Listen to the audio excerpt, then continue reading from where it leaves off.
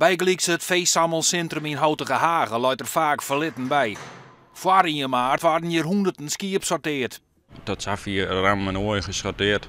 Je ziet wij naar een verzamelplaats. Die had ze dan de ooien, bijvoorbeeld de lichte ooitjes en tussenslag en zwierooien. Daar is overal een merk voor, maar dan mag ze wel een kappel binnenwandelen. Staatssecretaris Dijksma had bepaald dat vee nou streekrecht exporteerd wordt of nou in slachthuis moet. Daar zijn de koppels hier te klein voor.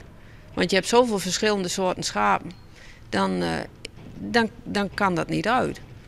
Dus daarom is die nou leeg? Daarom is die nu leeg, ja.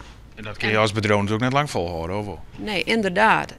Hier wordt elk stuk vee gescand en registreerd. En ze voldoen aan strenge kwaliteitseisken. Maar dat toch blijkbaar net elk veesammelplak. Ergens is er wat misgang schijnbaar, maar we krijgen net de jaren wat er misgang is, want dan kunnen we zelf ook verbeteren. Waardoor je toch door kunt gaan, want nu gaan ze alle bedrijven over één kam scheren.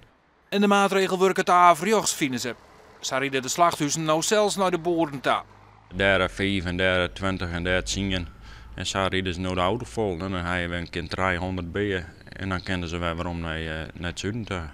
Dus eigenlijk wordt er nog volle misleept met de skiep en er wordt meer diesel verstookt. Ja, het dierenwelzijn is nog heel erg in geding.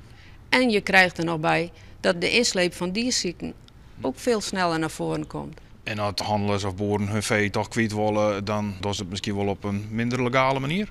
Ja, nou, dat weten wij dus niet, maar ja, dat kun je op je vingers natellen dat dat zou kunnen. Het boom van veehandel wil dat de staatssecretaris de maatregel voor omdraait. Anders worden de 4 Frieske veesammelplakken er het slachtoffer van. Ik vind het heel erg, want je bent gewoon je boterham kwijt.